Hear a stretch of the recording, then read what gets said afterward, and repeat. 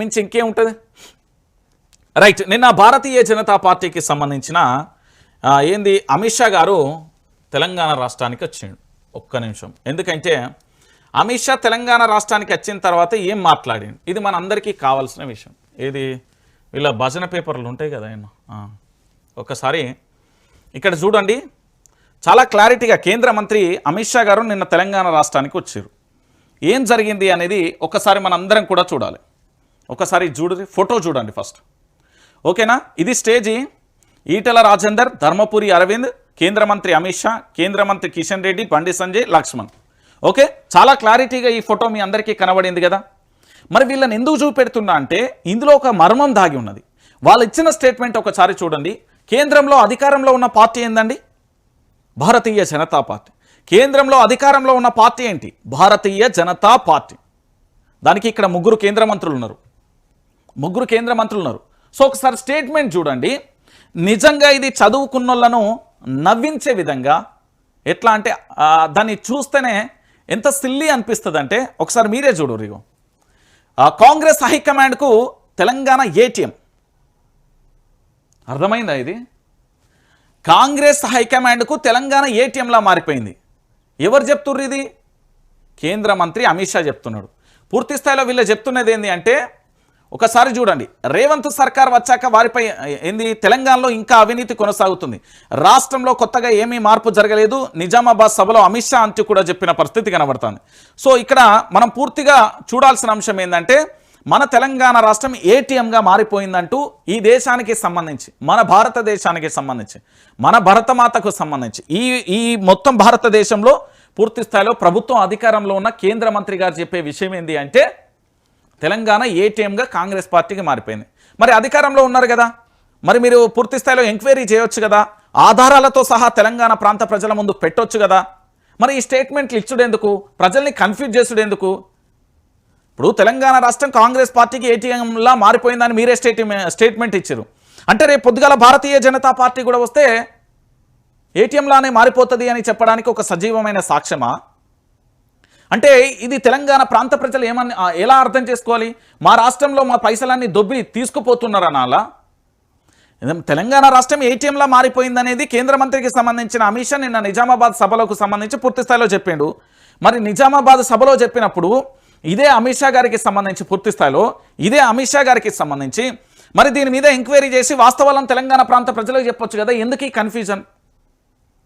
నువ్వు నా మీద ఆరోపణలు చేయి, నీ మీద నేను ఆరోపణలు చేస్తా, మనం ఇద్దరం దోస్తులం, బయటికి మాత్రం కొట్టుకొచ్చినట్టు చేయాలి. ఇదా మీరు చెప్పే నీతి? లేకపోతే మీ అధికారంలో ఉన్నాం కానీ ఏమీ చేయలేకపోతున్నాం, ఇదా మీరు చెప్పేది? లేకపోతే తెలంగాణ రాష్ట్రం మొత్తం పైసలనంతా దోసుకుపోతుర్రని చెప్తుర్రా? లేదు రేపు పొద్దుగాల మేము అధికారంలో వస్తే మేము కూడా గిట్లనే చేస్తామని చెప్తున్నారా? మీరు ఏం చెప్పదలుచుకున్నారు? ఏం స్టేట్మెంట్ ఇవ్వదలుచుకున్నారు? ఏటీఎంలా మారుతుందని రాజ్యాంగ పదవిలో ఉన్న వ్యక్తులే మాట్లాడడం ఎంతవరకు కరెక్ట్? ఇది రాష్ట్ర వ్యాప్తంగా జరుగుతున్న చర్చ. ఇక దాంతోపాటుగా నిన్న ఏపీలో విలీనమైన 4 గ్రామాలను తెలంగాణలో కలపండి అంటూ కేంద్ర మంత్రి అమిత్ షాకు మంత్రి తుమ్మల వినతి పత్రం ఇచ్చిండు. ఒకసారి ఇక్కడ చూడండి. మావోయిస్టులతో మాటలుండవు, ఆయుధాలు పట్టిన వారితో చర్చలేవు, ఇదే మోడీ ప్రభుత్వ విధానం. అందరూ లొంగిపోయి జనజీవన స్రవంతిలో కలవాలి, లేదంటే వచ్చే మార్చి నెలాఖరి నాటికి ఎవరూ మిగిలరు. రేవంత్ జీ తెలంగాణ నక్సలైట్ల అడ్డా కాకుండా చూసుకోండి, అమిత్ షా అంటూ కూడా చెప్పిన విషయం నేను చాలా సందర్భాలలో చెప్పాను. చాలా ఏంది అంటే స్పష్టంగా కూడా చెప్పాను.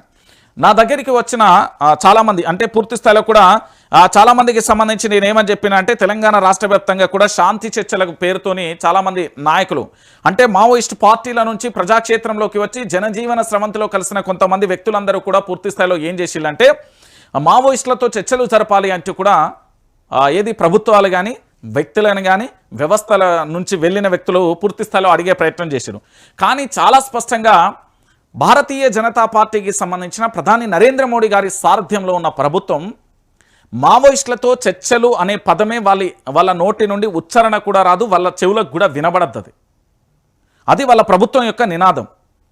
నేను ఎందుకు ఈ విషయాన్ని చెప్తున్నానంటే ఇది చాలా స్పష్టం. ఈరోజు పూర్తి స్థాయిలో కూడా మావోయిస్టులతో మాటలు ఉండవు అని కేంద్ర మంత్రి అమిత్ షానే చాలా స్పష్టంగా స్టేట్మెంట్ ఇచ్చింది. నేను అందుకే ఏమని చెప్పానంటే పూర్తి స్థాయిలో కూడా ప్రజాక్షేత్రంలోకి రండి. అడవి బాటలో అడవి పోరులో ఉన్న అన్నలందరూ కూడా అడవిలో ఉండి పూర్తి స్థాయిలో ప్రజల రక్షణగా ఉద్యమాలు చేస్తున్నారు కదా. మీరు ప్రజాక్షేత్రంలోకి వచ్చి ఇక్కడ జరుగుతున్న అవినీతి మీరు ఉద్యమాలు చేయాల్సిన అవసరం ఉంటుంది. ఎందుకు అంటే పూర్తి స్థాయిలో ఒకప్పుడు మావోయిస్టు పార్టీకి సంబంధించిన విజన్ కానీ విజనరీ కానీ సిద్ధాంతం కానీ అవన్నీ కరెక్టే. కానీ నేడు ఉన్న పరిస్థితులలో అవన్నీ కూడా తప్పు అని నేను అనట్లే. అవి పక్కాగా కూడా అంటే ఈరోజు ప్రజలు కూడా జనజీవన స్రవంతిలోనే ఉంటారు తప్ప అడవులలోకి వచ్చే ఆలోచనలు ఎవరు లేరు. అంతేందుకు ఈ రోజులలో ఉన్న యువత ఫోన్ లేకుండా ఎవరైనా ఉండగలుగుతారా? అలాంటి అడవులలోకి వచ్చి చచ్చిపోతామని తెలిసి కూడా అక్కడికి ఎందుకు వస్తారు? ఉద్యమం పోరాట స్ఫూర్తి, మనం మాటలు చెప్పడానికి డైలాగులు పేల్చడానికి అవన్నీ వాస్తవాలే కావచ్చుగాక, కానీ ఇప్పుడున్న పరిస్థితులలో అసాధ్యం అది. ఇప్పుడు పెరిగిన శాస్త్ర సాంకేతిక పరిజ్ఞానం కానీ టెక్నాలజీ పరంగా కానీ ఇతరత్ర అన్ని విషయాలలో కూడా ఇది అసాధ్యమైన ముచ్చట. కాబట్టి నేనేమంటున్నానంటే జనజీవన స్రవంతిలోకి రావాల్సిందే. కండిషన్ సప్లై కాదు, ఖచ్చితంగా మీరు రావాల్సిందే. అడవి బాటలో మీరు పోరాటం చేస్తూ మీ ప్రాణాలు కోల్పోతే మళ్ళీ పూర్తిగా కూడా ఇబ్బంది పడాల్సిన పరిస్థితి ఏర్పడుతుంది. ఎన్నో కుటుంబాలు మిమ్మల్ని నమ్ముకున్న మీ కుటుంబాలు కావచ్చు, తెలంగాణ ప్రాంత ప్రజలు కూడా మిమ్మల్ని చాలా గౌరవిస్తున్నారు. మావోయిస్టు పార్టీలో అడవులలో పోరాటం చేస్తున్న వాళ్ళందరినీ కూడా రెస్పెక్ట్ చేస్తున్నారు. ప్రజలు కూడా జనజీవన స్రవంతిలోకి రమ్మని చెప్తున్నారు. ఇది నా మాట కాదు, తెలంగాణ 4 కోట్ల మంది ప్రజల మాట ఇది. మీకు ఎవరు తప్పుడు సంకేతాలు ఇస్తాలో ఏందో నాకైతే తెలియదు, కానీ ప్రభుత్వం టార్గెట్ చేసింది. సో ప్రభుత్వాలు ఎన్నో వచ్చినాయి పోతాయి ఇట్లనే ఉంటుంది అంటే ఒకనాటి ఏది పూర్తి స్థాయిలో కూడా ప్రభుత్వాలు కాదు, ఒకనాటి ఆలోచనపరమైన విధానాలు కాదు, నేటిది కలియుగం. ఇక ఎట్లుంటుందో మీకు చెప్పాల్సిన అవసరం లేదు. సో మొత్తానికి ఇది ఒక అంశం. అయితే నిన్న తుమ్మల నాగేశ్వరరావు అంటే కాంగ్రెస్ పార్టీకి సంబంధించిన మా మంత్రివర్యులు, ఖమ్మం జిల్లాకు సంబంధించిన మంత్రి పదవి వచ్చినప్పటి నుండి ఏదైనా మంచి పని చేసిండు అంటే నిన్న ఒక మంచి పని చేసిండు. ఎందుకంటే ఏపీలో విలీనమైన 4 గ్రామాలు తెలంగాణలో కలపమన్నారు చూడు, అది మంచి ముచ్చట. మన బిడ్డలు మనతోనే ఉండాలి, మన బిడ్డలు మనతోనే ఉండాలి. ఏపీలో కలుపుడైందా? సో మొత్తానికి అది సక్సెస్ కావాలని మనం అయితే కోరుకుందాం. ఇక దాంతోపాటుగా దీనికి రిలేటెడ్గా మరో అంశాన్ని చూద్దాం. ఇక్కడ రేవంత్పై బీజేపీకి ఎందుకంత ప్రేమ? ఢిల్లీ కాంగ్రెస్ పెద్దలకు ఏటీఎంల తెలంగాణ మారిందని మీరే చెప్తున్నారు. మోడీ సైతం ఆర్ఆర్ ట్యాక్స్తో దోసుకుంటున్నారు అన్నారు. మరి ఎందుకని సిబిఐ ఈడీతో విచారణకు ఆదేశించారు? నేను అడిగిన పాయింట్ ఇది ఎగ్జాక్ట్గా. ప్రజాధనం లూటీ చేస్తుంటే కేంద్రం అడ్డుకోలేదా? ఢిల్లీలో కుస్తీ, తెలంగాణలో దోస్తీ ఎందుకు? బీఆర్ఎస్ను ఒంటరిగా ఎదుర్కోలేక రేవంత్ను పావులా వాడుకుంటున్నారా? అమిత్ షాను ప్రశ్నించిన కేటీఆర్. నేను నిన్న చెప్పింది ఇదే కదా, ఇప్పుడు చెప్పింది ఇదే కదా. ఏంది అంటే పూర్తి స్థాయిలో కూడా తెలంగాణ ఏటీఎంలా మారిపోయింది అనేది ఈ రాష్ట్రానికి సంబంధించిన అమిత్ షా చెప్తున్నాడు. గట్లనే నేనేం చెప్తున్నా అంటే పూర్తి స్థాయిలో కూడా ఇక్కడ సిబిఐ కానీ ఈడీని పంపించేసి మోదీ వచ్చినప్పుడు RR tax, U tax, B tax, ఎన్ని పేర్లు ఉన్నాయనుకున్నాను. ప్రజాస్వామ్యంలో రాజ్యాంగ పరంగా లేని ట్యాక్సులు కడుతున్నారు. ఇవన్నీ దోపిడీ వ్యవస్థ, చీకటి వ్యవస్థ పెట్టరేగిపోయి వసూలు చేస్తున్నది. ఈరోజు ఈడీ సిబిఐలను పంపించి విచారణ చేయమని అడుగుతున్నాం, మేము కూడా డిమాండ్ చేస్తున్నాం. కేటీఆర్ కూడా అదే చెప్తున్నాడు. ఎందుకంటే ఒక దేశానికి సంబంధించి అత్యున్నతమైన పదవిలో ఉన్న వ్యక్తులు మాట్లాడేటప్పుడు వాళ్ళ రాజకీయ అవసరాల కోసం మాట్లాడద్దు కదా. వాళ్ళకు పదవి ఉన్నప్పుడు వాళ్ళ యొక్క వ్యవహార శైలి, వాళ్ళు మాట్లాడే విధానం ఒకలా ఉంటుంది. వాళ్ళకు పదవి వచ్చిన తర్వాత వాళ్ళు మాట్లాడి చేసే విధానం మరోలా ఉంటుంది.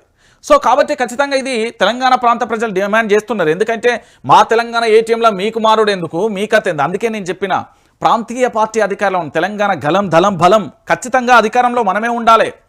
మన రాష్ట్రం కోసం మన బిడ్డలం మనం ఉంటేనే అంత వర్కౌట్ అవుతుంది. వేరే వాళ్ళు ఉంటే ఏమవుతుంది? జాతీయ పార్టీలు ఉంటే మన తెలంగాణ రాష్ట్రం అభివృద్ధి చెందుతుందా? 18 నెలలు ఎక్కడ వేసిన గొంగడికి అక్కడనే ఉన్నది. ఏం చేసిల్లు వీళ్ళు? ఓ ప్రాజెక్టు కట్టిల్లా, ఓ స్కూల్ కట్టిల్లా, ఒక వైద్యశాల ఏమన్నా కట్టిల్లా, దవాఖానా కట్టిల్లా, ఏమన్నా ప్రభుత్వానికి కట్టిల్లా, ఇందిరామ ఇల్లు ఏమన్నా ఇల్లులు ఇచ్చి పేదలకు ఇచ్చిలా? ఏది లేదండి. ఎక్కడేసిన గొంగడికి అక్కడే ఉంటుంది అనే సామెత ఉన్నది. గట్లనే ఉన్నది ఇక్కడ తెలంగాణలో.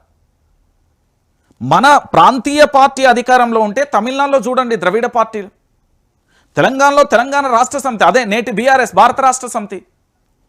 10 సంవత్సరాలలో ఏంది 50 సంవత్సరాలలో జరగాల్సిన అభివృద్ధి కేవలం 10 సంవత్సరాల్లో కొట్టిపడేసిలు. కేసీఆర్ ప్రభుత్వంలో భూముల రేట్లు అమాంతం 20% పెరిగిపోయినాయి. అంటే ఒకసారి మీరు అందరూ కూడా ఆలోచించాలి. ఈరోజు నేను చెప్పే విషయం ఇది. సో చాలా స్పష్టంగా కూడా దయచేసి నేను తెలంగాణ ప్రాంత ప్రజలను రిక్వెస్ట్ చేస్తున్నా, మీరు జాతీయ పార్టీలను నమ్మితే నిన్న మునుగుతాం మనం. ఇప్పుడు ఆల్రెడీ విలవిలలాడుతున్నాం సముద్రంలో పడి. సో పూర్తిగా కూడా ప్రాంతీయ పార్టీని అధికారంలో తెచ్చుకుంటేనే మంచిది. అది గ్రామీణ ప్రాంతమైనా పట్టణ ప్రాంతమైనా ఏదైనా మొత్తం తెలంగాణ రాష్ట్రంలో ప్రాంతీయ పార్టీ అనేది చాలా అవసరం. ప్రాంతీయ పార్టీలు ఉంటే పోరాటం చేయగలుగుతాం, ఏదైనా చేయగలుగుతాం. ప్రాంతీయ పార్టీలు లేకపోతే ఎట్లా? ఇక దీంతో పాటుగా మరో అంశాన్ని